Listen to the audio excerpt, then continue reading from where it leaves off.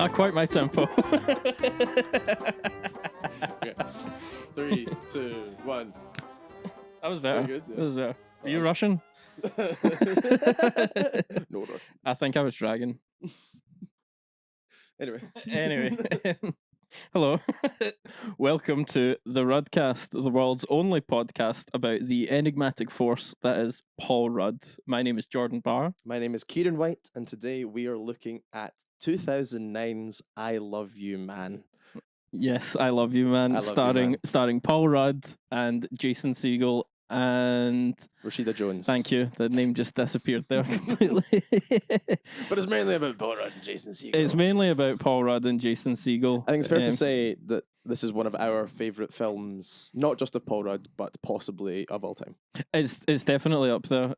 It's up there and probably one of my favourites. It's fun. It's feel good. It's a romantic comedy, and we don't have too many of those. I don't think. Yeah, not many in that genre. No, not the way this one does it anyway. It was written and directed by John Hamburg. We've not seen any of his other movies. So I was going to say I would have put my life on this being. I would have put my life on this being a Judd Apatow movie. Nah, it's under 2 hours, so it's But it's the same. never. It's the same vibe. Yeah, I suppose. Yeah, no, it totally is. I can see what you're saying there. There's also a co-writer, Larry Levine. I haven't seen any of his other stuff apart from Dr. Dolittle 1 and 2. He wrote both of those. Hey, I thought you'd like that fact. So would you say, how many times do you think you've watched this film? I think this is pushing double digits for me at this point. I've watched it a lot. It was not that I'm a serial dater by any means, but this was a movie that in my early adulthood I used as a kind of rom-com trick, because I don't really like rom-coms, but if I was like, with a girl and like, oh, we should watch like a romantic movie, I'd be like, oh, have you seen I Love You Man? It's like this really romantic movie. And then it's a rom-com. It's a rom-com. It's a rom-com. It's a rom-com. It's a rom-com. A brom-com. A rom-com. And we'd get halfway in and then Rush would appear and they'd look at me and be like, you tricked me. Yes, I did. You lied to me. You lied to me. I did trick you, yes. I watched this because it's got Rush in it. And then you get up and start jumping about and dancing like in the room. Slapping that bass, man. Yeah, every single time. So that's for me. I mean, we're getting to Rush territory very early here. But for me, that's why this movie is so important. that's totally fair. We'll get to Rush in due course. Yes, we will. I think I remember when we moved in together. We watched. We lived together. We lived together. Not here. Not here. Somewhere else. And we watched this movie. This would have been late 2019. Yeah. This might have been, not that I'm keeping count, but this might have been the first movie that we watched together in our flat. It might have been, because really I remember it was very early days, just because the house was like empty. There was nothing in it. Yeah. Or one couch. Yeah. That we still have. Or one couch that we still have. Fridge full of bottles of beer and pizzas. I probably would have been eating baguettes and Roquefort and white wine at the time. You were, absolutely. Because I went through a phase. I went to France that year and realised I really liked French stinky blue cheese. Yeah, you were stocking the fridge up with all different kind of stinky cheeses, especially Roquefort and Camembert. I can remember being the main offender. Yeah, the Camembert was not a popular customer. Absolutely rank. Anyway, yes, I just thought that was a nice. I think it sums up our relationship with this film. That it was like, if it wasn't the first film that we watched, still very, a film that we watched together because we both really loved it. It's got the right bromance energy. That we kind have. Yeah, and that set us off on the right foot. I think It did. Strong, watching that really early. Yeah. That is a strong opener. So 2009 this came out. 2009. We wouldn't been able to see it in the cinema. Nope. We would have been too young. Not legally. No. It's too hard to get in. I always found. I knew people that could sneak into higher rated films, but I always found it too difficult. I tried it once. How did that go? With a friend of mine called Callum, and we wanted to go see a 15. We were both Do you remember 13 or what 14. the 15 was you wanted to say? No, not a clue. Absolutely no idea. And we went and we were like, right, we've got to say our date of birth is 95 instead of 97. Yeah. Nailed it. And so we went in and then they were like, oh, what's your date of birth? And I was like, 5th July 1995. And Callum was like, 5th July 1998. Which was his no, well, he wouldn't have said my birthday first and foremost. Yeah. But he would have said his own birthday. Yeah. But he said 1998, and then I was like, mate, why? Like, and just this security guy kind of looked at us unblinkingly, and we just turned around and left. Nothing else said. Nothing. Literally, no other words said. Just walked away. I just walked away, and I was really upset with Callum because I was like, we're nailing this. It's fine. They don't care enough. We're totally gonna do this. Yeah. Raging, man. Never tried it again. But it was not with I Love You, man.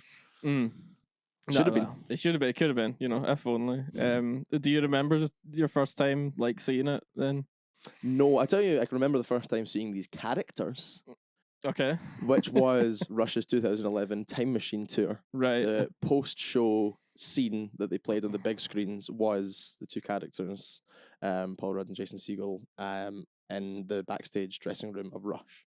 And I remember at the time being like, why is Marshall from How I Met Your Mother and why is Paul Rudd here?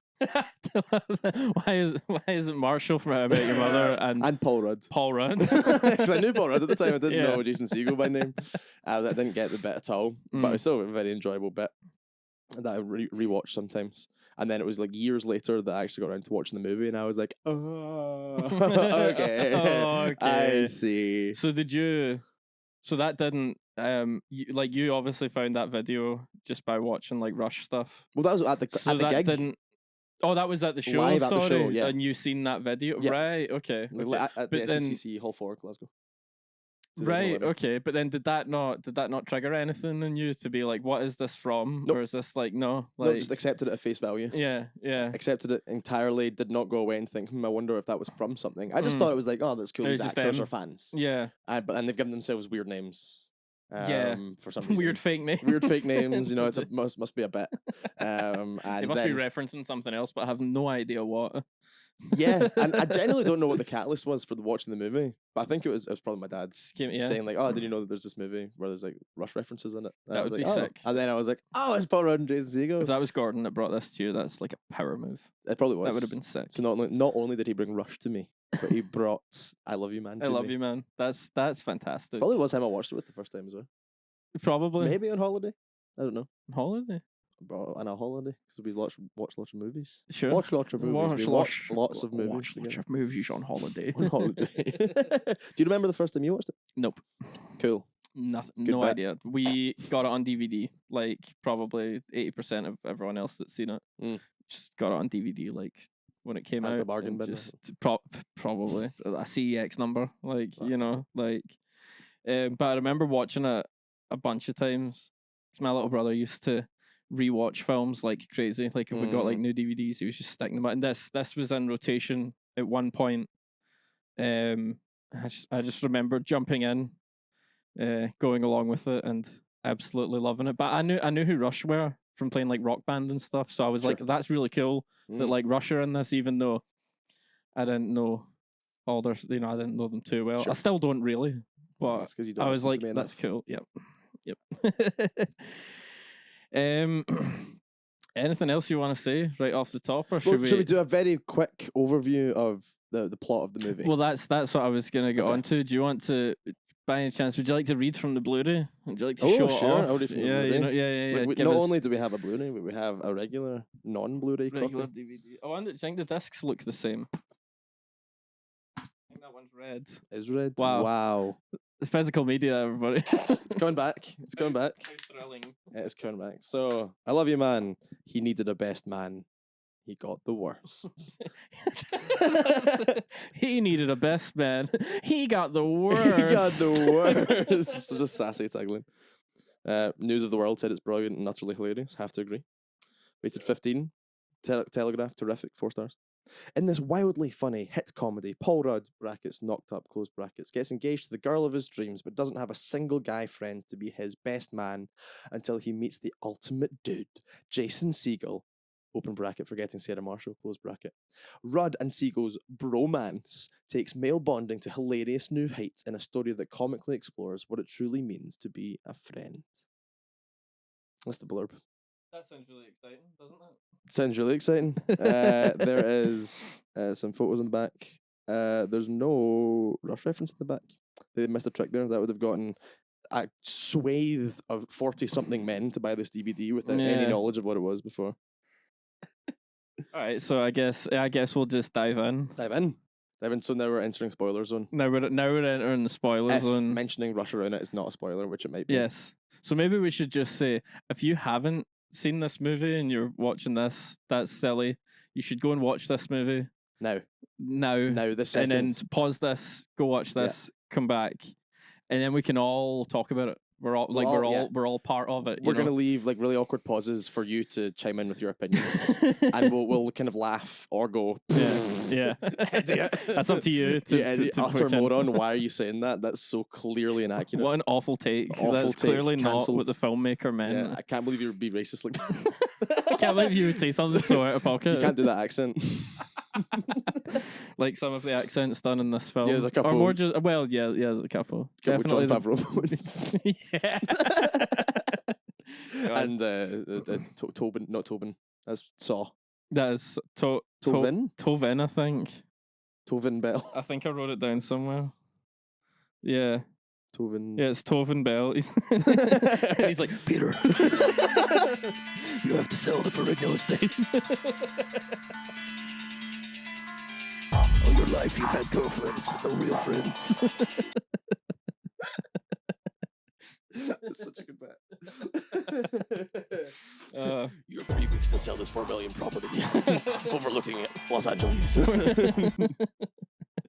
Or you will be crushed by Lou Ferrigno.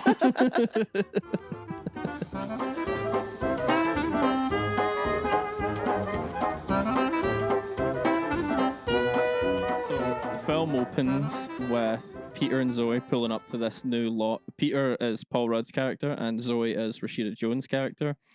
They pull up to this lot.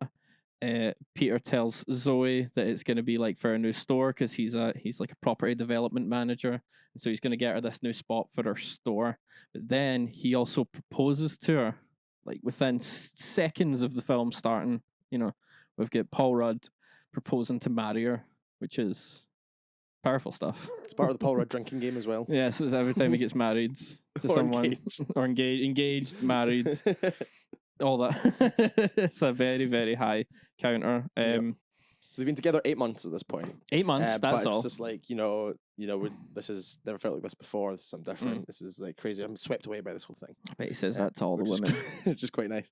And we learn later in the movie, not to immediately skip ahead, that he met her a day after splitting up with his ex-girlfriend. The day and after. then just hit it off. But it just happens like that. Just happens like that. It just happens like that sometimes. It does. And yeah, so that's the set of the movie right there. These people are getting married. Yes. So they're getting married. And so we're driving back and Zoe's like calling everyone. She's calling all of her friends and they're all so excited for her that she's getting married. But Peter doesn't call anyone. Doesn't call anyone? He doesn't really have anyone that he can Nigel? call. Yeah, he's a Nigel. Nobody cares that he's get married. No. Because he's a girlfriend guy. He's a girlfriend guy. So you gotta watch out for that. Go watch out for those girlfriend guys. You got yourself a good one here.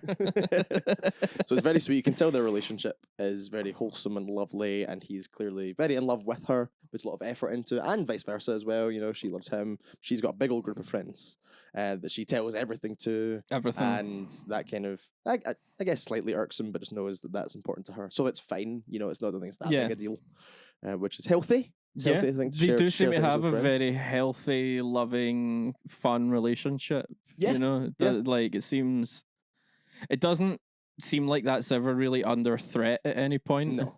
Like, even when it is, it's not really. No. There's you're not worried. Jeopardy. You're not worried about their relationship.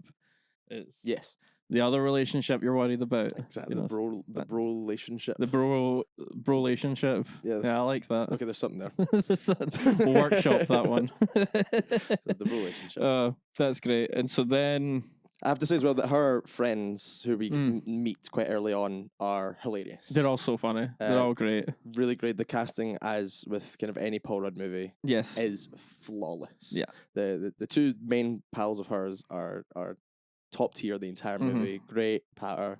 Jon Favreau as the husband of one of them is possibly my favorite character in the movie. I think so. I think that's like my favorite. I think that's like my favorite thing that Jon Favreau's ever done. It's so far removed from him being like such a positive character and so many other things. Yeah. Like you go watch like Chef. Yeah. And then you go watch this and be like, he's so mean. Why is he so horrible? Yeah. We'll get on to Jon Favreau. We'll come back to Jon Favreau. Yeah, we'll come back to that. So it can you get to see him like at his job, and he does fencing. Yep. For sport, which I think is an interesting choice of sport for him to play, because it is quite a solitary sport. Even all the guys that are like meant to be like his buddies, he's like playing against them all the time and is clearly beating them. They're getting really frustrated. Yeah. When Gilliam. Nah, he's not like a call right away friend. No. And then you see him with all his fencing buddies, and he's trying to sort of awkwardly put out this like invitate, like, you know, to try and tell them that like he's got engaged, but none of them give a shit. No, they don't care. And that's fun because that's got Aziz Ansari and Nick Kroll and doing the like guy. And the other guy who I've never seen before in my life, doing like just two tiny wee roles, and they all seem to be like good buddies, you know. And Peter's seething. He wishes he had that. Yeah. He wishes he had buddies like that. He needs pals. And this comes to a head when Zoe has got all her pals rent. Yes. And is, you know, being like, oh, I've got engaged, and they're all saying that's great. You know, oh, who's like the best man gonna be? And he overhears them all talking about how he's not got any friends. He didn't have anyone to call. And she says that his best friend is his mum. And he is eavesdropping at this point, about to bring them all harsh comment. Root beer floats. Calling him an absolute freak. This like loner that's gonna lean on you, you know? Like they're warning her, like, this is dangerous, like he needs to get some pals. Yeah, there's nothing on TV. Where are you going? If you're going out, what am I gonna do? Yeah. All that. Yeah, but just being a real clingy man. Yeah. And you don't want that. Don't want that at all. No. So he decides he needs to get himself some friends. Yeah. And that's then the entire plot of the first half of the movie. Yeah. Is just him, which is just a wonderful, you know, I love movies that just have a third of the movie is just a really silly plot line. Yeah. Like this. This is the perfect example of it is just him then trying to meet people, his brother. We meet his family. Yeah. I wanted to make a comment about the root beer floats that he brings in for all the girls, just because it's really pathetic, kind of like. Once he like it's a nice thing that he's doing, but it's like, this is ladies' night.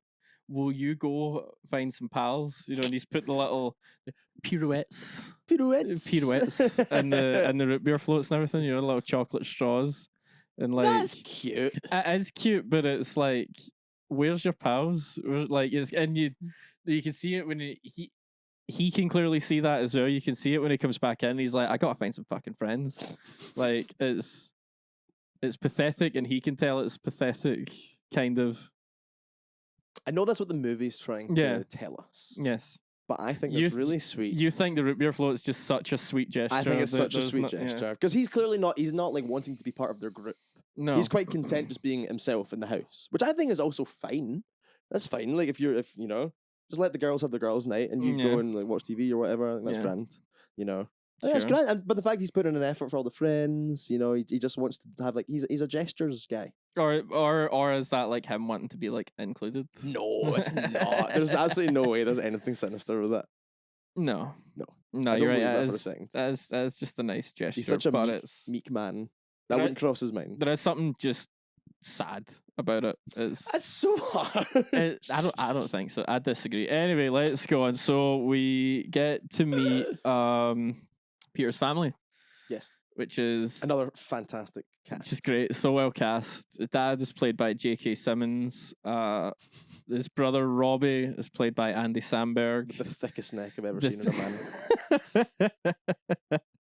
I love the dynamic between these two so much. Yep. They were in Palm Springs together. Were they? Yeah, because I don't remember J.K. Simmons. he's the guy hunting them down, no? Is he? Because in my mind, I was like, they're such a great duo. I'd love to see them do more together. And then my brain just started flashing through every Andy Samberg thing that I've seen that might have had J.K. Simmons in it. And then I'm like, oh, wait, I'm pretty sure that was him in Palm Springs. I would like to rewatch that. Yeah, it's good. That was a fun movie. was a fun I movie. really like that. I did as well. And it's got your mother from How I Met Your From How I Mother. Met Your Mother. It's true. True. Another link. Yeah. Spoiler. My mother. Sorry. Well, if you've never seen the film, you won't know who that is, so that's fine. And if you've not seen How I Met Your Mother, it's been off the air for what, 10 years? Longer than that, probably. So yeah, it's on you. Anyway, Paul Rudd. Yeah. Anyway, yeah, I love the relationship and dynamic between them because they're best friends, and Robbie's gay, but that doesn't bother him. J.K. Simmons, huge ally, Yeah, huge big ally ally. dad. He loves his Respect. gay son, and I think it's just fantastic. He loves his gay son almost as much as he loves Hank Mardukas, who is his other best friend. Yeah. Speaks to 2 or 3 him times a week on the phone. Yeah, 2 or 3 times For a week 30 on the years. phone. 30 years. Who's the best man at our wedding? Hank Mardukas. Hank Mardukas. I wonder if they gave him a name with lots of with all the K's in it, because it just sounds great when J.K. Simmons says it. Yeah, because it has Hank like Jonah Mardukas. Jameson style. I want Hank Mardukas. It's a good name. It's a strong name. It's a strong name. Hank Mardukas. That was really good.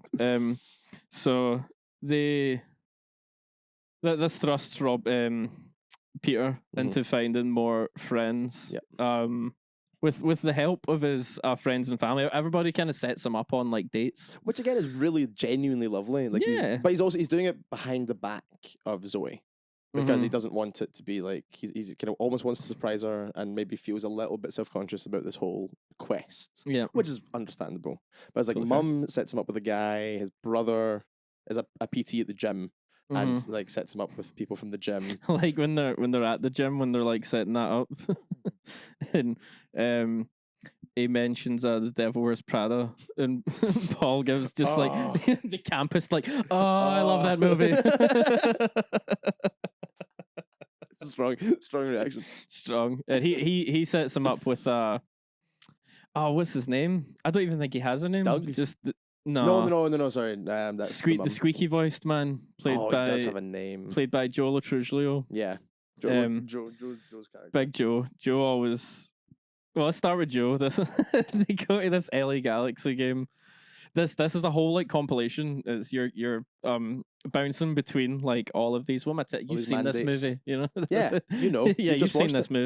movie. So we're like bouncing between them all, and the LA Galaxy game bit's really good because what I learned was that they went and filmed that at a real LA Galaxy game. And the Did they really? the little section that they were in Yeah. was just sort of like for them, I guess. But like, you know, just on the outskirts of it was like the actual audience. Oh, that's you know, so fun. yeah. But when they originally made the film, squeaky voiced man, they had him talk like really squeaky the whole time. Because you know how it's sort of at like a base level, and it's like towards the end of sentences it like goes up. Yep. On set and filming, they had him talking the super squeaky voice the whole time. So when they're at like the LA Galaxy game, you know, he's really going for it. Paul Rudd's like, people are getting super pissed, like they're close because he's jumping up and down, screaming.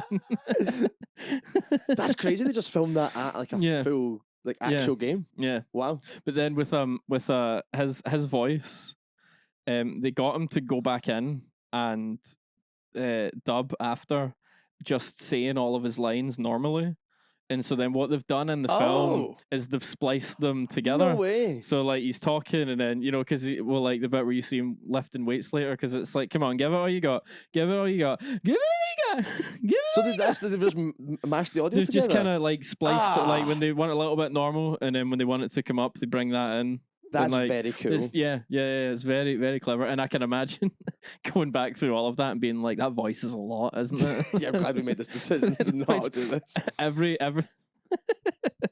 because you see him talking normally when you're watching the film, but then you'll think about it, and I just can't not picture like him just talking like that all the time. Just like try to do like whole takes and things, and like at the game, and he's just doing that super high squeaky voice. That's so He good. was really funny. That's really good. Yeah.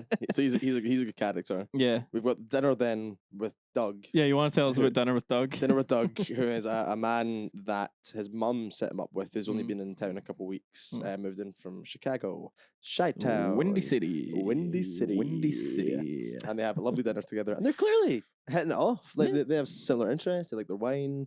You know, it's like in a nice restaurant. They even ogle the Yeah. waitress a little bit. They have that in common. They like waitresses. Yep. And then they leave, and it's all great. He's like, "Oh, well, you know, this is it. I found my pal." And then he gives him a big old kiss. Big kiss. Big old. They go in for smoky like the kiss. handshake, and he just pulls him in. It's like the most confident kiss you've ever seen. And then It's really good. even when he realizes that it's not being reciprocated, extra. It's that the little extra peek little back, kiss. stop, look, and then he just gives him one for the road. One final kiss. There you It's go. really I'll see you good. tomorrow night. That yeah, I'll see you tomorrow. Here's a fun fact. Okay. That kiss was nominated for Best Kiss at the 2009 MTV Movie Awards. Do you want to know? It did not win, unfortunately. Okay. Do you know what did? Yeah. What? Twilight. I mean, it's stiff competition. 2009, that's fair. Stiff Yeah. competition. Of course, that was going to win at the MTV Movie I imagine Awards. I've not seen it, but I imagine there was some tight kissing in there. All right, what other dates we got here? There's one more. The old man. The old man. The old man. He meets Carl? Carl? Is that his name? See, I don't know if it's Carl or if I'm just thinking of the old man from Up. I think you're thinking of the old man from Up. He meets this guy on Friend Finder, and he's got a really old picture, so he looks like a super young like stud. Yeah, he meets him in a diner, and he's like, "Oh, that picture's old." Come have a seat. And he's got a full half a cantaloupe in front of him. Cantaloupe sitting there with a wee spoon. The massive is it checkers he's playing? No, it's not. No, it's something else. Backgammon. He's got a massive backgammon board on the table. Extra large font backgammon. And he's a real sweetheart. That man, He's really nice. he's very sweet. That's probably the nicest date that he goes on. Yeah. Like nothing bad. Like, well, I mean, he gets catfished a little bit, but like, Harmless, really. yeah, he makes a friend out of it. I love how 2009 the Friend Finder website is as well. Yeah, Peak. Everything about it is just of the era. I like that a lot. yeah, I like that. So those are the dates. They're not successful. Those are the dates. No, none of them have went very well. Yeah, I love when he comes home after the date with Doug.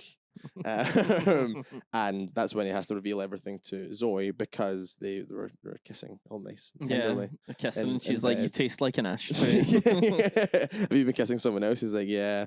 My mum set me up with this guy, and he kissed me at the end, and it was a whole misunderstanding. And she's like, "What the fuck? What the hell are you talking about? Tell me everything."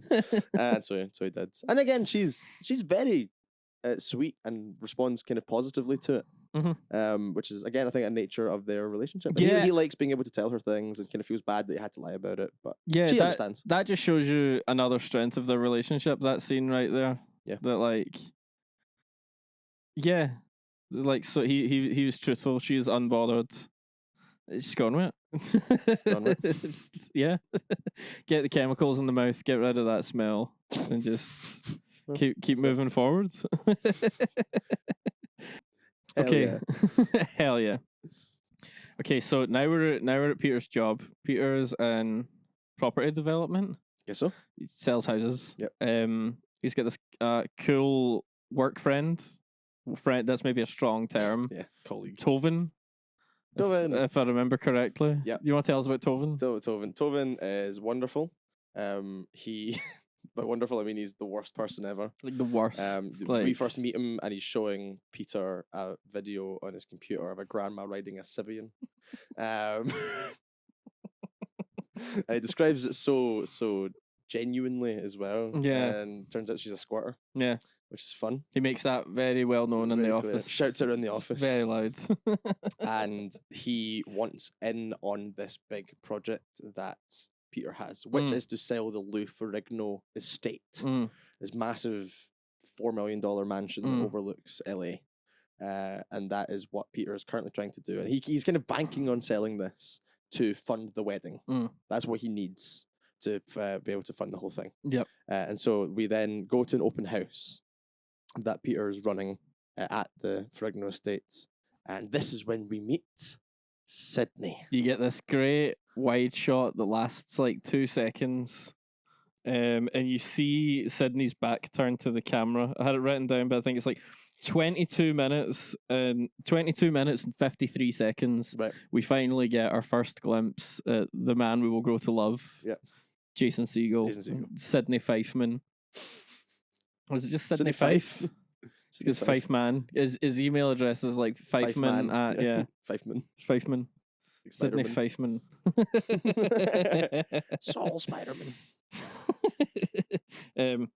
So we get our first glimpse at Sydney, and he's tucking in the sandwiches. Yeah, he's feeling it. He's getting what's on the sun-dried tomato aioli. Which sounds fucking banging. Pretty nice. Yeah, I don't think Paul Rudd made that though. You know, you would imagine so. No, maybe he seems like the kind of guy who'd be handy around the kitchen. Sure.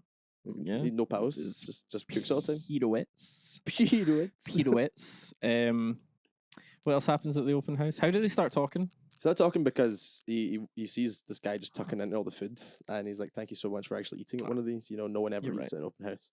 And so they kind of small talk about food, and then we see these two people walking around, like acting impressed, and Sydney's like, "They're at it. There's nothing genuine about this guy. He's not going to buy that. He rocked up in a Saab, and this is a $4 million apartment."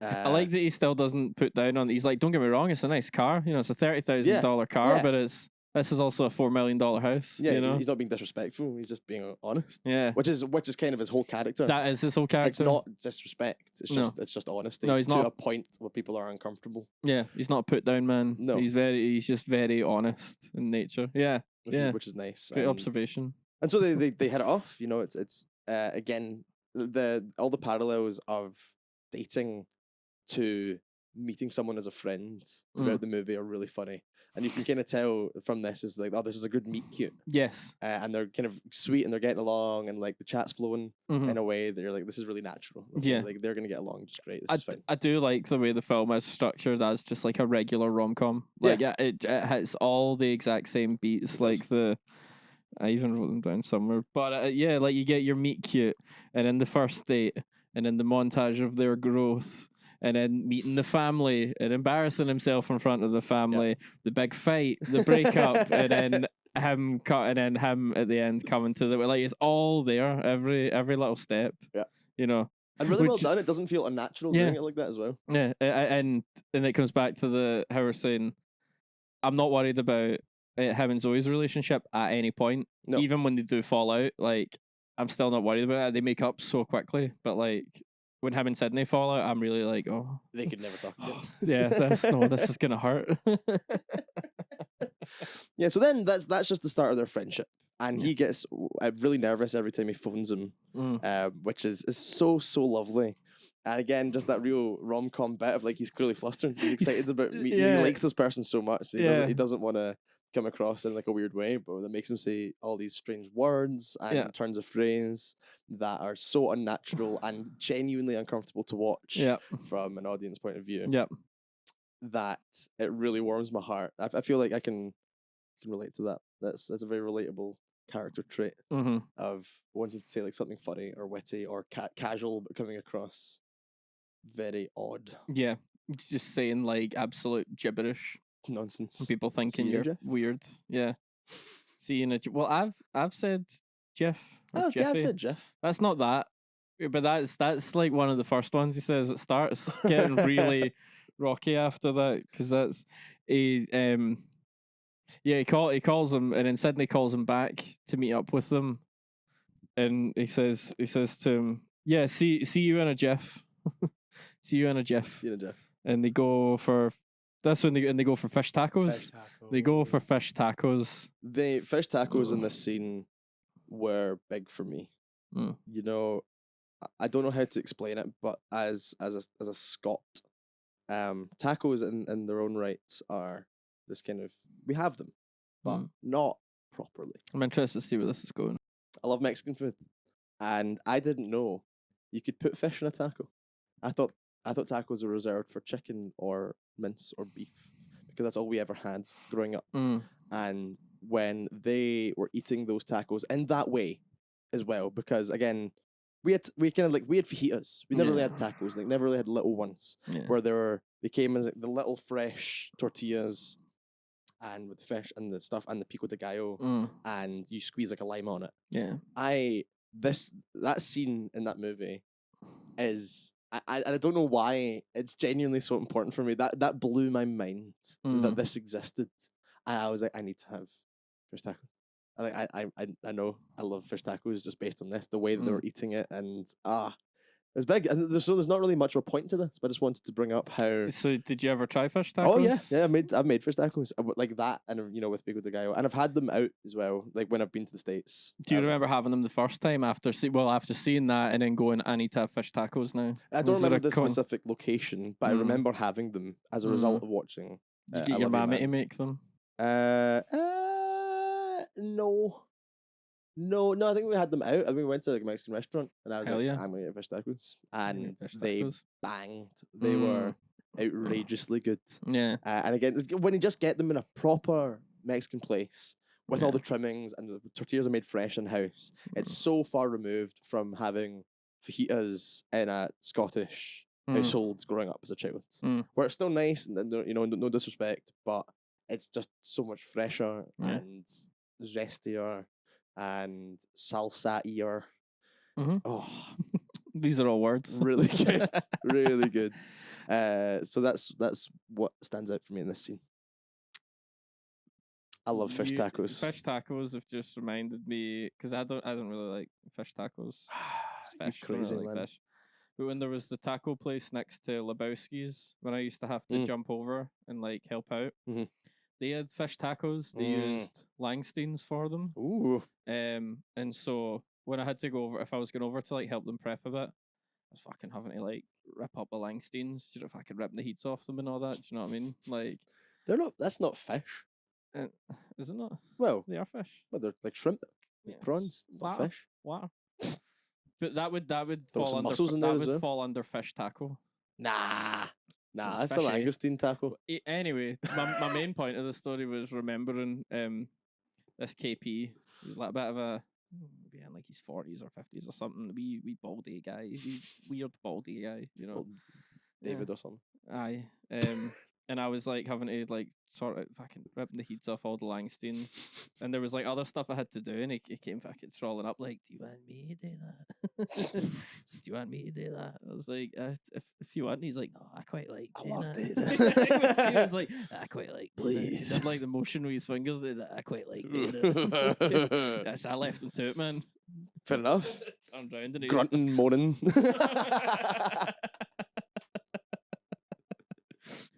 It's a pure bug eating freak. Like shelling them all, but eating all the shells. Pile of perfectly shelled langoustines instantly. Yeah. Wiping like the legs off his chin.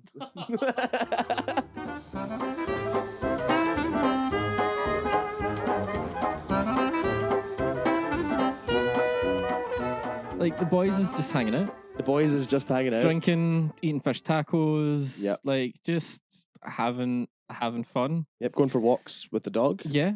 What I thought was really interesting when you start seeing it here is they actually they speak a very similar way. See all like the cool stuff that Paul Rudd's Peter is trying to say. Yep.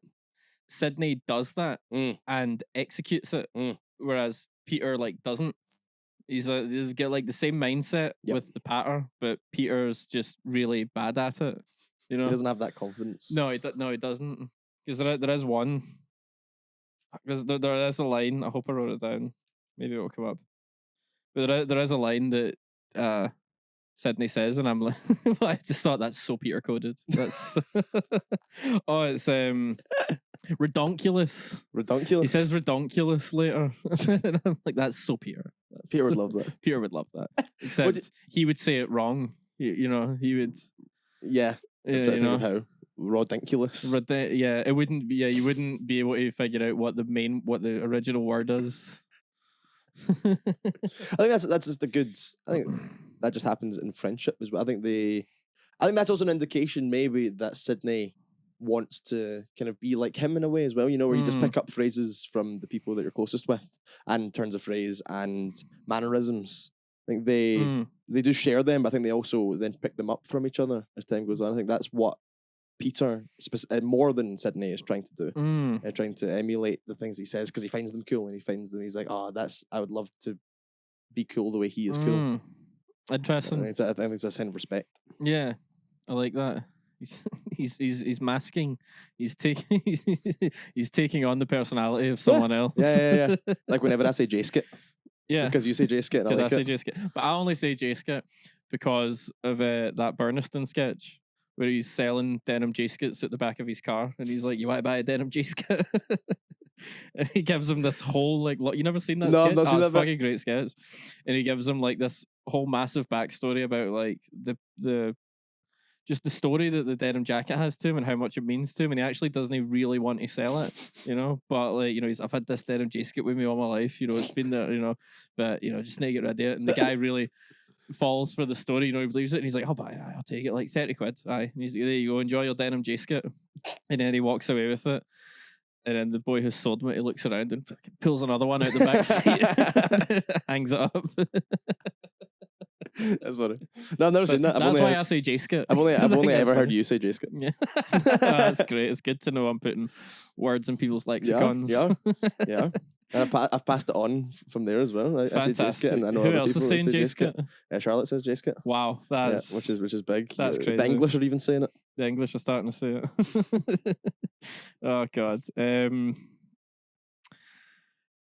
After we get our fish taco date, we go back in the office, and Tovin is really trying to help Peter with the Luferigno. He's strong arming him. He's telling him he's got to put himself out there more. You know, like get like bus bench ad space. Yep. You know, you gotta like. He tells him to start using urinal cakes because they're they're everywhere. You know. He says he's got his face on a bunch and a whole button there. You go into any Olive Garden, Fuddruckers. My face is on the urinal cakes. People come up to me and they say, "Hey, don't I recognize you?" And I say, "Yeah, you pissed on my face, friend." The friend, and there's you pissed on my face, friend. This is brilliant. It's so good. It's really good. Same I like about him, but he's a marketer. Yeah. He knows how to market himself. Yeah, and it's quite impressive. Absolutely. And very opposite to how Peter is, who's kind of a meek. You know, just good. I think good at his job. Yes. But not flashy. No, this guy's like very flashy. He's got like the frosted tips, the tan, like tan, you know, that fake tan. All of that. And then there's it's like one of the most evil things I've ever seen in cinema. And he slides his chair back because they're like little boxes are like opposite each other, so he slides all the way back to go back into his wee like space. And he bumps into like a girl in the office. He bumps into her because he slides backwards, and he goes, "Oh, watch yourself, big girl." She just like laughs it off, but you're like, "Oh my God, big girl, that's so horrible." Really funny. It's really funny, but it's evil.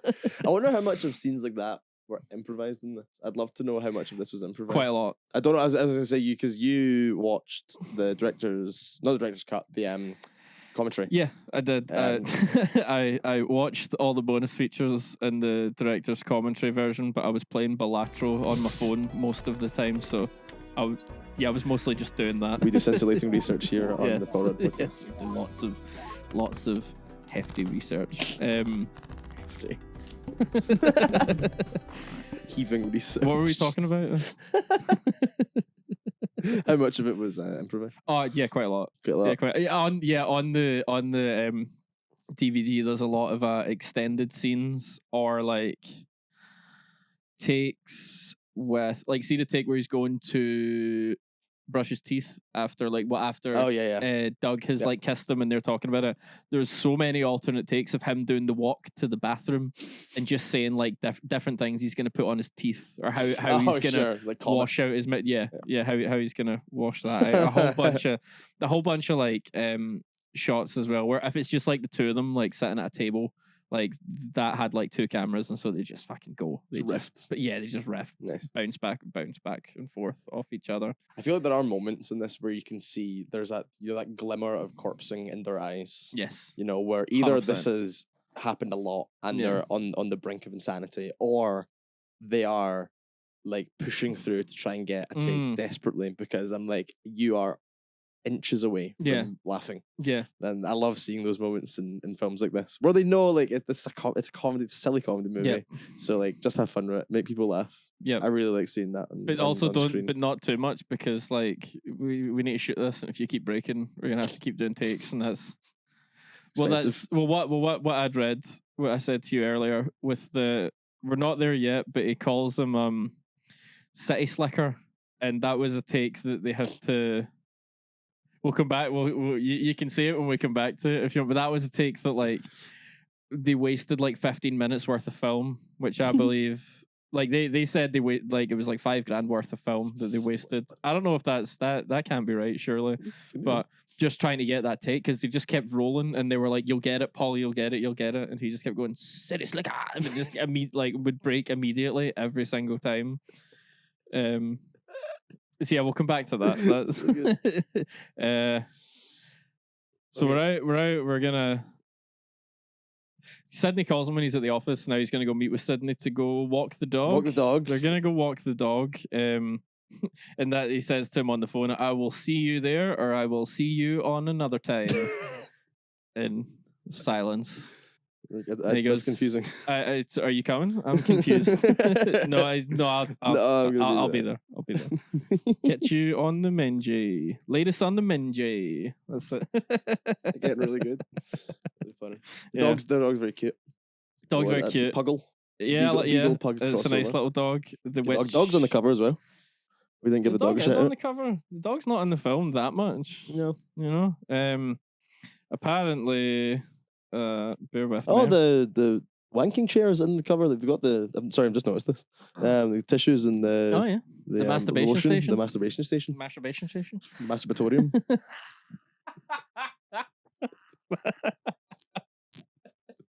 I like that. I can't claim that as an original. Have you taken that from the League? That sounds like that's what that would have came from. Sounds like a League thing. I can't remember what that's from, but it's from something. So Jason Mantzoukas' character would have the masturbatorium. Yeah, the masturbatorium. Yeah, you can come in and use it whenever you want. There's towels there. I'm in there all the time. So they named the dog after the late president of Egypt. Is it Anwar? Sure. Yeah. Apparently his daughters filed a lawsuit against the filmmakers because of that joke and that reference, because apparently in their culture, conveying a person as an animal is like a massive insult, like huge. Right. Like, so they were really offended that he said that the former president looked like a dog. Looked like a dog. That was cute. It's not a put down. No. I didn't think they really looked alike anyway. No. Bit of a reach. Did they win this case? Did they settle? I couldn't find out. Oh, okay. Interesting. Yeah. Anyway, so we get that.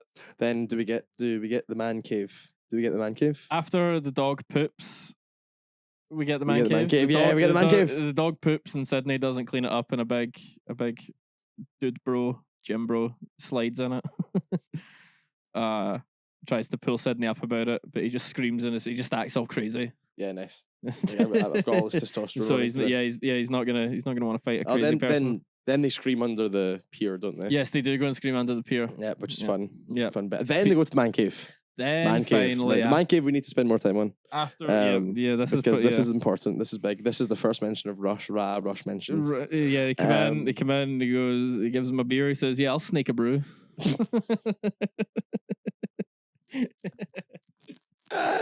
So we get introduced to Yeah, his, tell us about the man cave. introduced to his garage, the shed at the back, which is his man cave, and it is adorned with Rush posters. It's the only room in the house. You don't see any other room in Sydney's house. Only this one. It's the only one that matters. This is a shed on a soundstage. Yes. So It's got drum kit, it's got guitars, it's got vinyls all over the place. What do you think about the clear drum kit?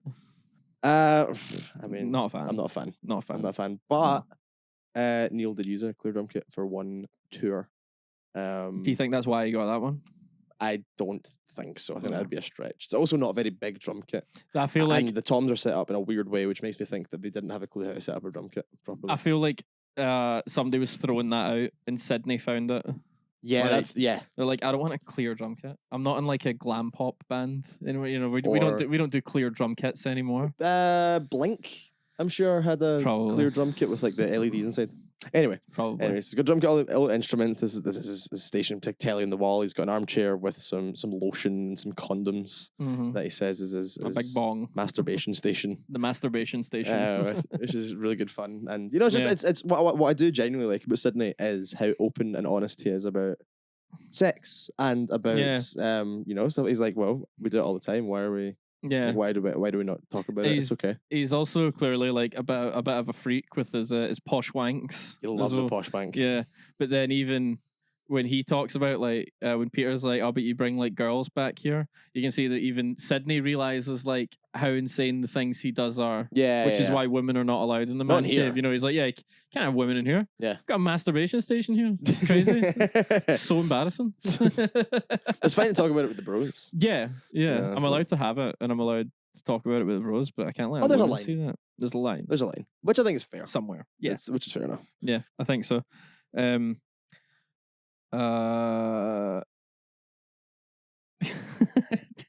So yeah, they start there's like 3 different things that I want to like because there is so many great little bits here. I like that all the amps go up to 11. Nice. That's got to have been intentional. Spinal Tap reference. And I like when he initially sees the Rush poster and he goes oh, Rush, you like Rush? And Sydney goes, yeah, dude, Rush are like the greatest band of all time. And Peter says, yeah, no, how about of all time? Another really good bit. It is a really, really great bit.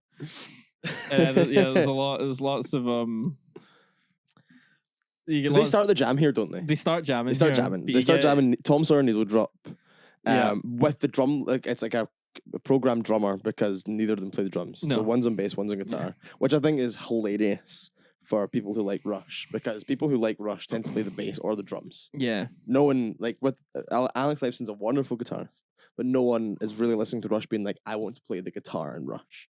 People are going, I want to play the bass or the drums. Yeah. And so for neither of them to play drums, but for him to have a drum kit and not play the drums. Well, but he says he plays a little bit of everything. Sure. But then he should have played the drum.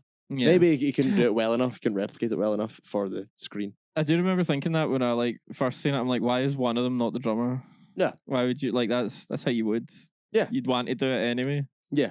Exactly. Yeah, that's like a decent jam, like a drum kit and a guitar or a bass, but like just the guitar and the bit, like we can only play to tracks that I have the drum track for. we can't even like jam. Like we just have to download.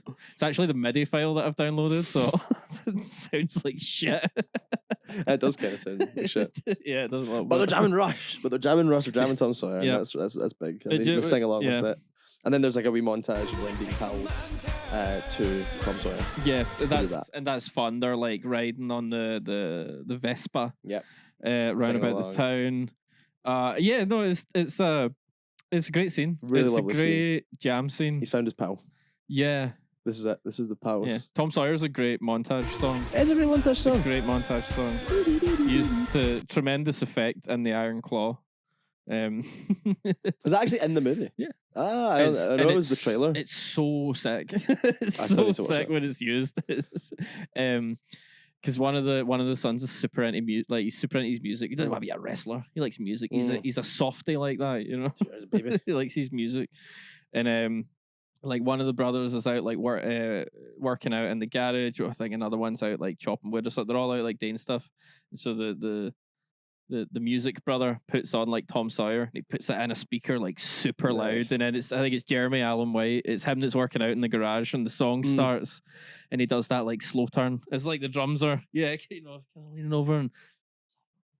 It's that Rush, and then it's this great montage of them being like brothers and sort of kind of roughhousing and training to wrestle, and like just be like it's a solid montage with Tom Sawyer playing over it. Just dudes being brothers and working out and just hard. Yeah, it's just doing brother things. Awesome montage. Anyway, that's their equivalent. Yeah, that's the equivalent of that. Why did we start talking about that? It's Tom Sawyer. Tom Sawyer, because the montage of them being bros. Wasn't it Tom Sawyer? It's fun. Yeah, and that's it. And it's always like, dead excited that. This is when he goes back and he tells her. He starts. Yeah. Okay. Like he's all excited to got a friend, and she's like really happy for him, and he was like, yeah, we were like jamming Rush together, and. She was like, what do you mean, like fast-paced rock? There's always this line that made me laugh. And he's like, no, wait, what? Like Rush the band, the Holy Triumvirate. What do you mean, like Rush? And she's like, I don't know who Rush are. Like, what do you mean you like Rush? What do you mean you play an instrument? You've never told me any of this. We've been going out for 8 months. And so he gets his laptop and he's like, wait, your mind's going to be blown. Your mind is going to get cracked open. Your tiny little skull is going to explode because Rush are the best band of all time. And let's just listen to this. And he puts Limelight on his laptop, and it's low and weedy and quiet. And it builds it up so much just for it to like you can't even hear it. You can't even hear it like when you're sitting watching the film. No, it's good. And I'm sure I couldn't find it. I tried to look for it, but I'm sure that was used in an advert for a laptop.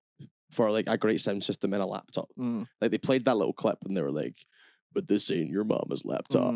And then they like blasted Rush to the speakers and you could hear it really well. And their version. And something like that. I'm sure that was a thing, but I might have entirely made this up. It should be a thing. It sounds like that would be a good use of that. It would be. It's a good scene.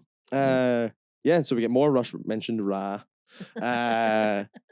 And mine is not for it.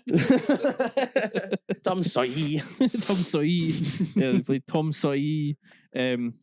Yes, that is this scene where we get the slap at the bass. Slap at the bass, man. Slap at the bass, man. Slap at the bass, man. Even like that really transcended the film, I think. Yeah. Like everyone knows Slap even at my bass, dad man. was saying that. I don't even know if he's seen the film. But he was just still going, slap at the bass, man. Slap at that bass, man. I slap at the bass. Slap at the bass. So the next 30 minutes of this is going to be just us going, slap at the bass, man. That should be the tagline for the film. That should be slap at the bass, man. A slap at the bass, man. So what happens after that point? What happens after that point? After that, they all go out for dinner. This is where Sydney's going to meet all of Peter's family and stuff, and they all go out to a Chinese restaurant for dinner. Sydney meets Zoe, and it's nice. Zoe introduces Sydney to her friend. He doesn't really like her, but she, and everybody's just kind of saying hello. And then Jon Favreau's character with his wife, Jamie Presley, I can't remember their characters' names at all. they come in and it's just great. It's brilliant. Jon Favreau's just on fire in this film. They come in and he's like, I told you we're not going to be late. He's like, this is supposed to be a drop by. And she's like, it's not a drop by. It's an engagement party. It's an engagement party. He's like, it's a drop by. We're leaving. We're here. We say hello. We leave. And he goes. Peter tries to talk to him at the bar, and John doesn't even look at him. He's like, me and Sydney jam in a band, and he's like, Do you play an instrument? Yeah, no. Oh, but you have a piano in your house. It's decorated. Put it there. Oh, I just thought maybe that you. No. Then he just walks away without even looking at him. He's like, I'm going to check on the table. And when they're walking to the table, you hear him whisper to his wife, smells like a fucking pet shop in here. He's just so angry all the time. And it's so his delivery is just top tier. That really sent us when we were watching this. we were in absolute hysterics. This is the funniest bit of the movie. Yeah. I don't think I've ever really noticed that before. No. So that was a really pleasant surprise. That smells like a that fucking pet shop in here. That got me laughing so much. Oh yes. So good. Yeah. The dinner's going well, but then Sydney makes a speech. Because earlier in the movie, Sydney and Peter were talking about sex, and this is at the Overfish Tacos. Yeah. And Peter confesses that he wishes that Zoe would go down on him more. And but otherwise sex is great, and I shouldn't have even said anything. It's so silly. I can't believe you got me to say that. That's crazy. And so at the speech, Sydney gets up and he's like, Peter's a great guy. He's a giver.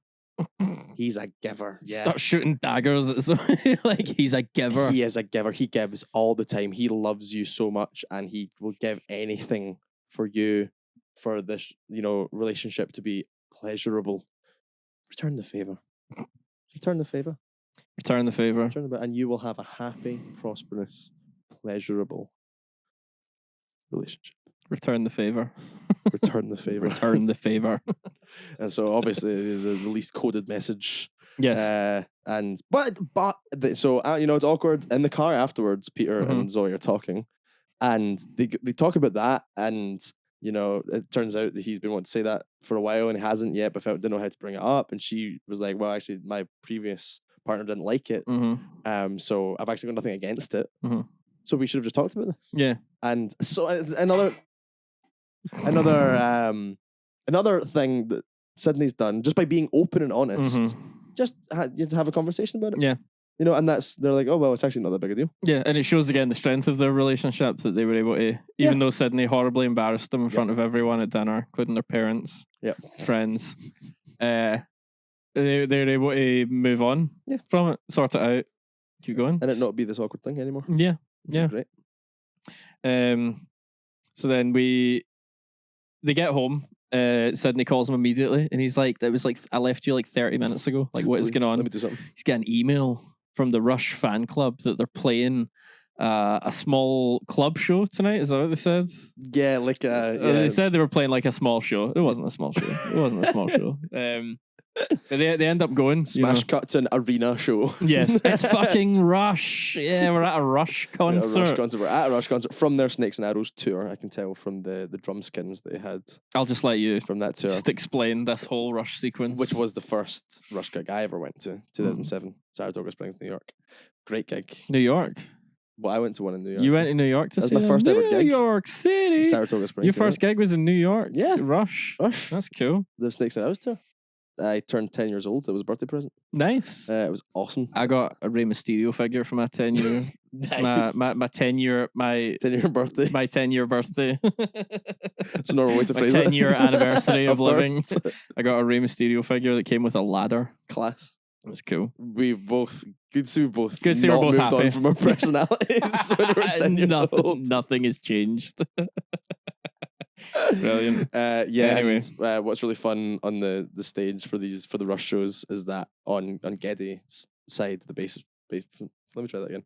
On Geddy's side, the bass player, he doesn't use any amps. He just DIs straight into the desk. That's crazy. And so there's always something on the stage to fill in that gap. Yeah, because he's got crazy. What's the guitarist's name again? Alex Lifeson. Yeah, because he's got all these massive stacks. Big amps and stacks. Yeah, huge. But then it would look weird if that was lopsided. So what they do on Geddy's side for every tour is they have something different there. Got to be like box shaped. Yeah. It's got to resemble like amps. Yeah. So they've had popcorn machines. Mm-hmm. They were actually working functional popcorn machines. That's crazy. Like dryers. Yeah. And washers. I've seen that in the video that you showed us. They had the dryers and washers. And this, they've got rotisserie chickens. Was there actual chicken in there? Probably not. Yeah. What is that? Oh, that would have been. They were mid-tour. No. I believe I read when they were filming it. Oh, they would have been because would they have shot it in 2007, 2008? 2007 probably. So that's when the album came out. So that was in or 2008 maybe. Yeah, somewhere around there. Yeah, so they would have been touring at that time. Yeah, I think it was literally like a day off in between shows for this. That's cool. And there, yeah, they got Rush in because the director is a huge Rush fan. I'm not surprised. Yeah, I was waiting for you to tell me that, but I get. Well, because I don't know the director at all for this movie. Yeah, I mean that's fair. Yeah, no, he used to play in a band called the Love Rhinos, and they used to play Rush covers. Oh, sick. Yeah, so that is, and they chose Rush because he's such a big Rush fan. Good representation. Yeah, absolutely. You see lots of Rush. Well, not lots, but you see Rush representation on a very specific kind of TV show or movie, which is like clearly created by nerds for nerds. Like Archer's got loads of them. How I Met Your Mother had a few.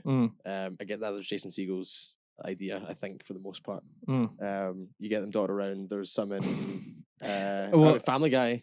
And I actually read a thing because I've never seen Freaks and Geeks, but you have. Yeah, I love it. And Jason Segel's in that, and he plays a Rush song in it.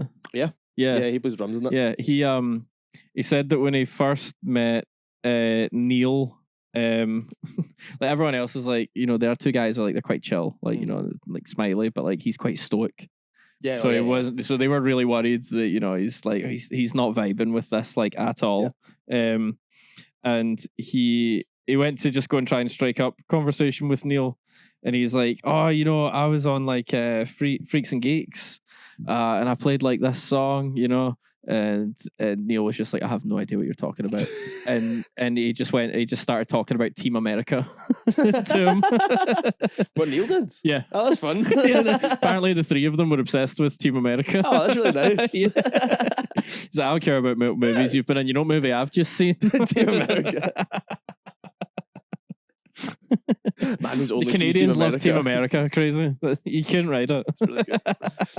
That's how they see America normally. So like, finally some self-awareness. Yeah. You go to the Rush. So they're at the Rush show. Yep. And they get real weird. They get freaky with it. They get real freaky in a way that a couple bros might get freaky at a gig. Sure. They're licking each other's pretend this is because this is you at Rush, so you're like trying to sort of defend it from a distance. You're like, it's crazy things happening there. Crazy things happen. I'm not to be held accountable for my actions in a Rush concert. When the flow's going good, and so sometimes you just gotta lick your bro's bass. Sometimes you just gotta lick your bro's bass, and so they're like deep throating microphones, and they're just getting real kinky with it. Yeah, and super into it. Zoe is not on board. Mortified.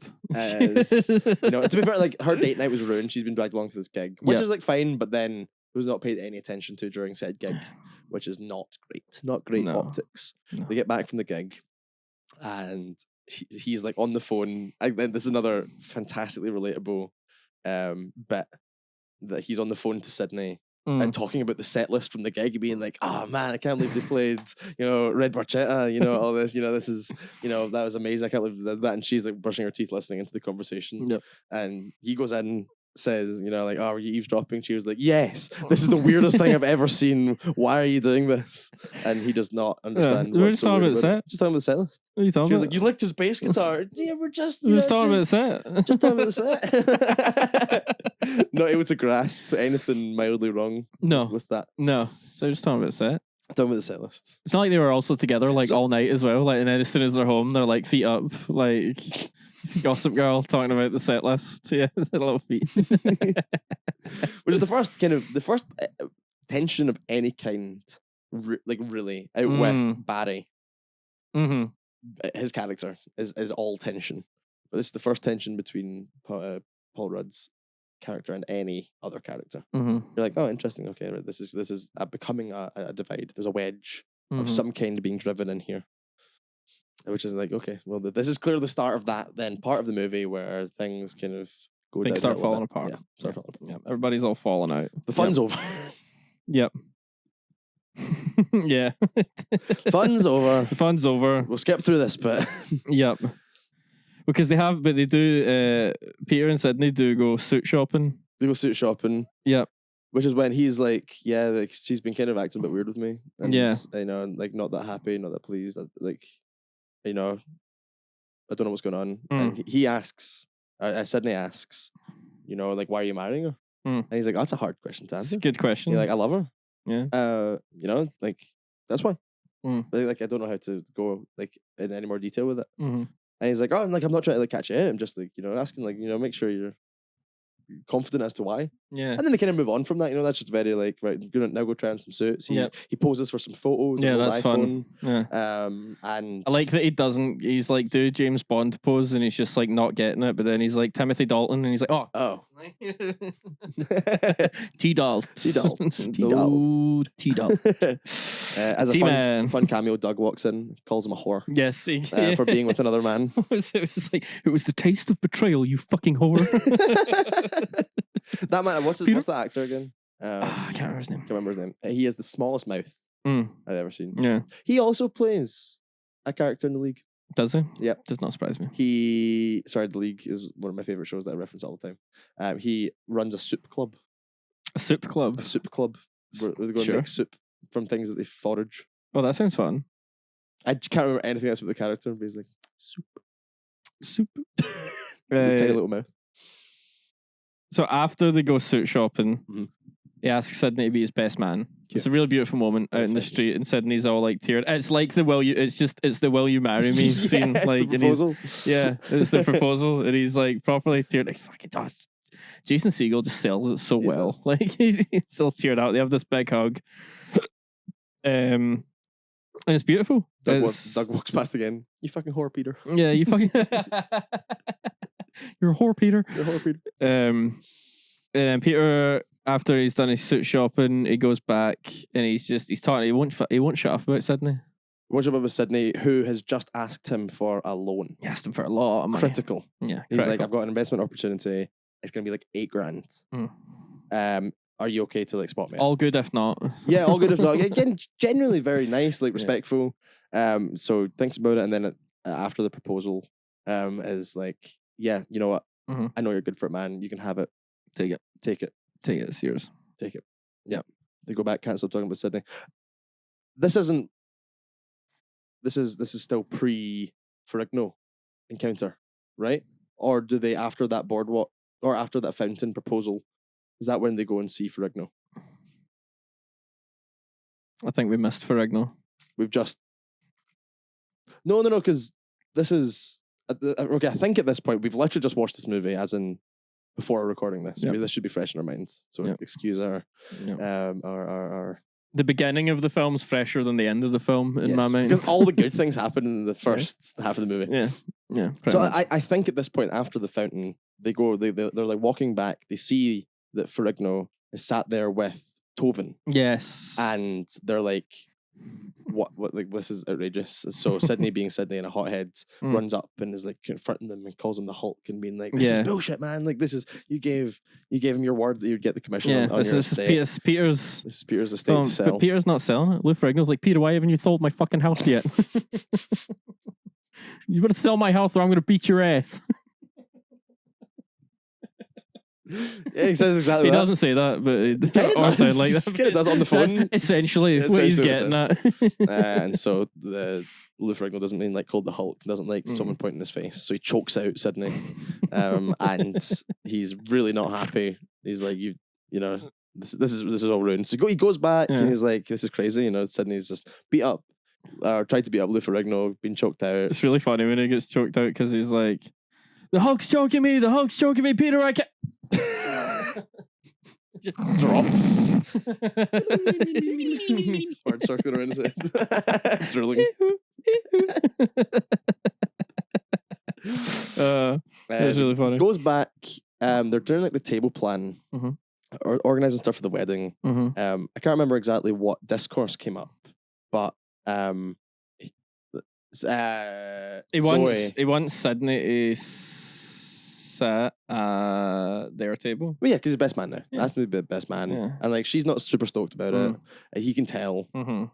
Then he is like, "Well, why are we getting married? You know, like, can you ask?" Like, there's the shredded doubt, and he's like, you know, Sydney asked me why are we getting married. I couldn't give him an answer. I didn't know, and she's like, Are you kidding? The fuck did you just say? Are you kidding? Right? And he's like, no, I just hadn't considered it before. I hadn't thought about why I want to marry you. It was really, really good, clumsy character work. And again, I think even at this point, she like then grabs her bag. She's like, I'm gonna live with Barry and Denise. I think that's right. I think Bryan that's Denise. right. That's Jamie Presley and Jon Favreau's characters. I think that's right. I'm going to live with them. I'm going to stay with them for the next few nights while you like figure out why you want to marry me. Mm-hmm. And like, although this is meant to be like, they're in jeopardy. This like you can kind of tell. He's just being an idiot the way he's talking. Yeah, it's quite a clean falling out. It's very clean falling out. Yeah, you know, he realizes he said like stupid things. Yeah, she also knows that he's just being stupid. I think deep down is not like really that worried about it. Just it's pre-wedding jitters. Knows he's a good guy really. So goes away, but he's not like all caught up about it. Yeah, and he's like, "Oh, Sydney's kind of ruining this for me," and this is Sydney's fault. Yeah, he's blaming Sydney for him asking like that or not considering why he's wanting to marry her. Yeah, for him being an idiot. And then they go back to. Well, he kind of confronts Sydney at this point. Am I missing anything there in the timeline? Don't think so. No, that sounds about right. That sounds. And he talks. And then they have this falling out because he tells him that he asked Zoe why are they getting married. Sees the billboards. He goes on a drive. He sees the billboard on his way to Sydney's house. He's going over to Sydney. Sees the billboards. That is what he spent $8,000 on, is his billboards, the photos that he is taken from the changing room, which I thought was really funny. Yeah, because that's on like an iPhone 3 or something at that point, and these are like full-sized billboards, high def photos taken on an iPhone 3 with one lens. Yep. And technology's crazy. It's crazy, amazing what they can do. So he's put all these billboards up there, like him in compromising positions and like sexual and lewd and tacky. Or even he's just got like a mustache in one of them. Yeah, like that's enough. They're silly. They're not very professional. No, which is not the image that he wants to have. So he's rushing over to Sydney. He's all cross. He's like, I can't believe this is what you spent the money on. You didn't tell me all that. It's outrageous. Also, my relationship's ruined. You've ruined my relationship, my career. She walked out on me. She walked out on me. She's turned the winds against us. She took everything. She's left. She's away, and now my face is up in the billboards.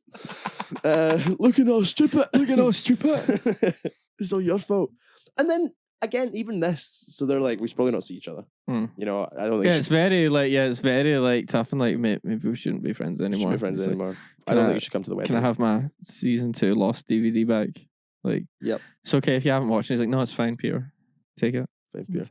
I'll get you the money back. We'll take the billboards down. I thought I was just trying to do a favor. It's very slow and painful. Yeah. Compared to him and Zoe falling out, which is just like, I need to leave for a few days. Like that, like they're like breaking up with each other. Yeah. Like this is right in front of you. My things. Yeah.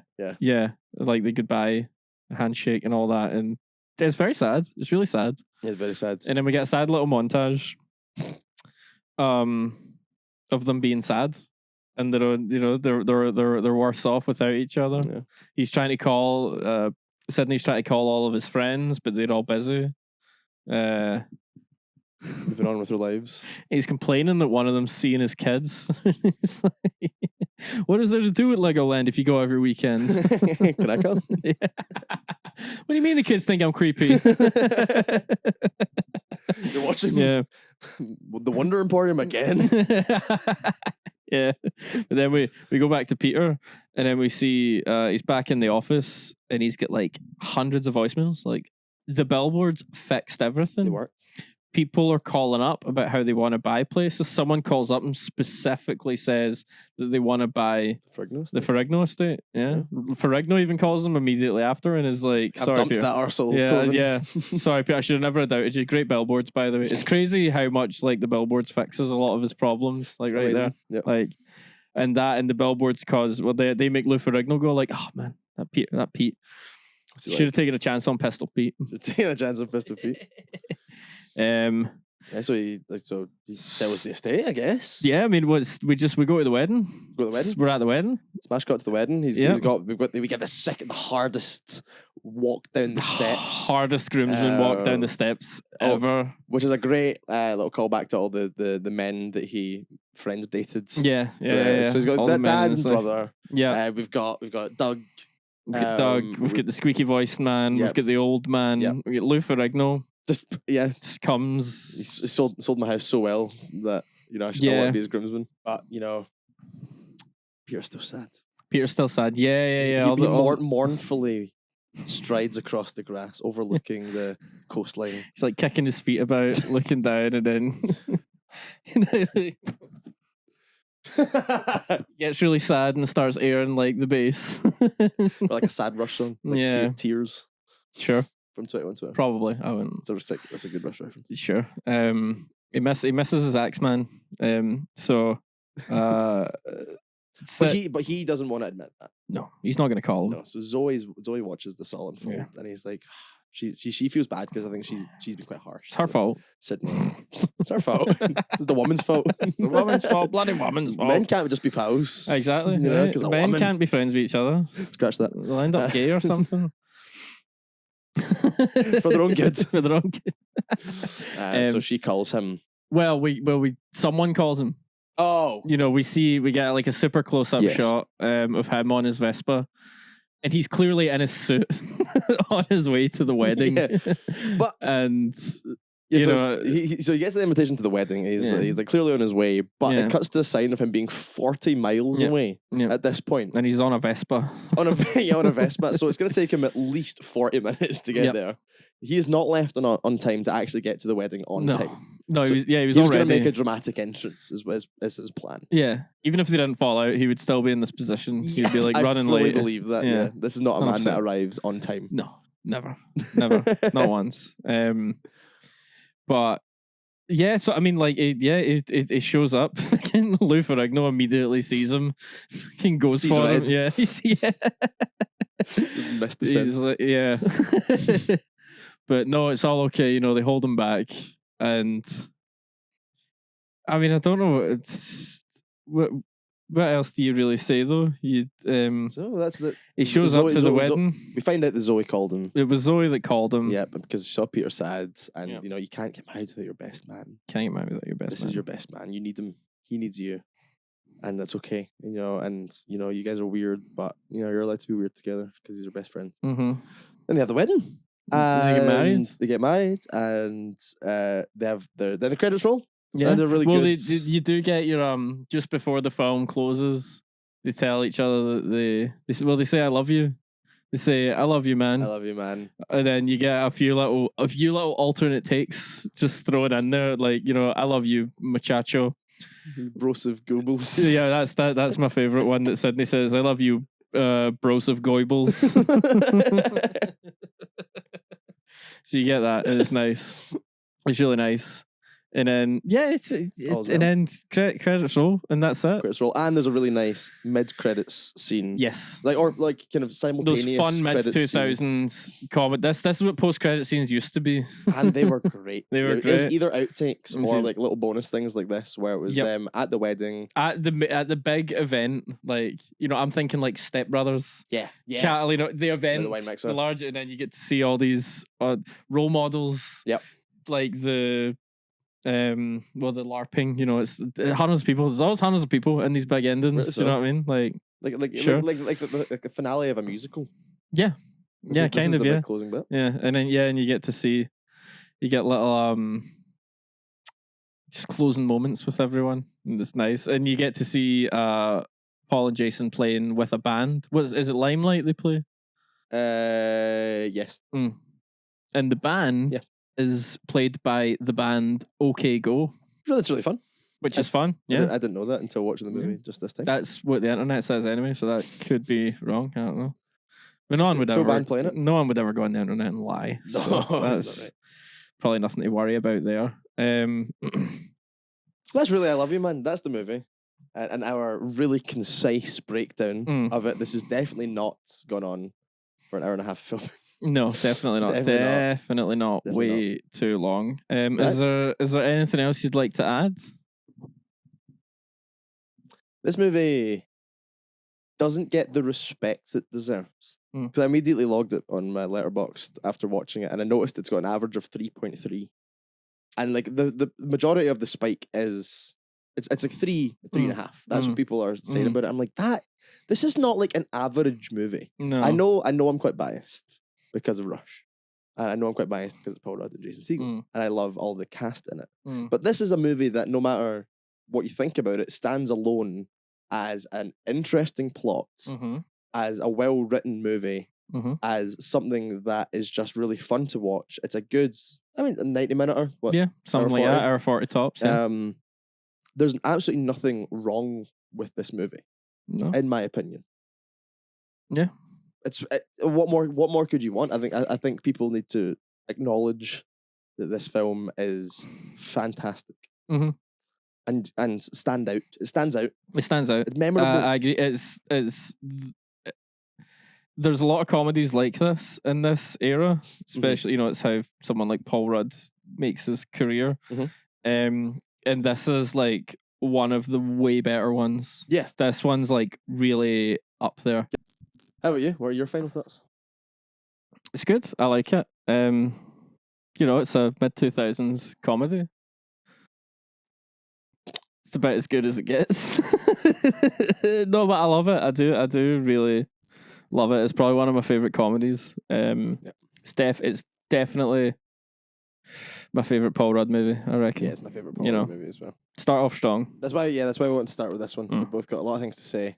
A lot of good memories attached. Too much to say. Way too much to say. Way too much as to say. As you've heard by now, if you've made it this far. If you made it this far. What are you doing? God help you. Get a job. Do something with your life. Do something.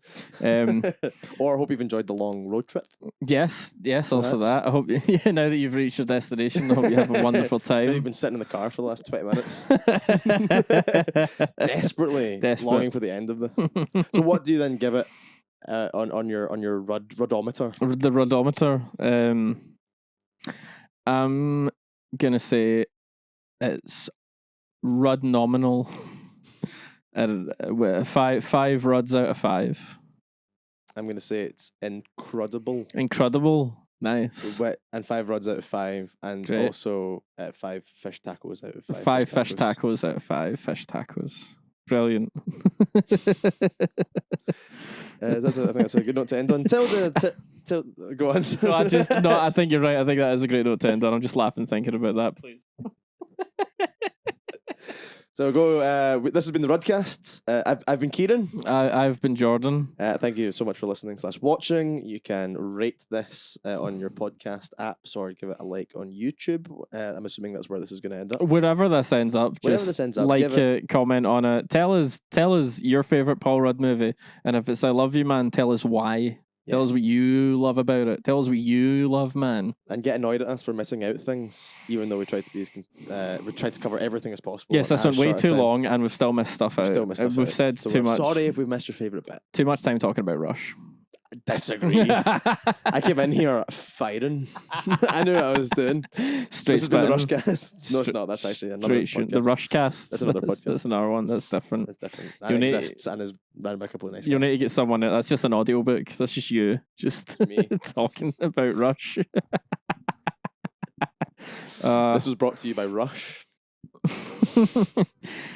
That's going to do it from us here. Until next time. Bye. Go tell the Sydney in your life that you love them. Yeah, go tell the Sydney in your life that you love them.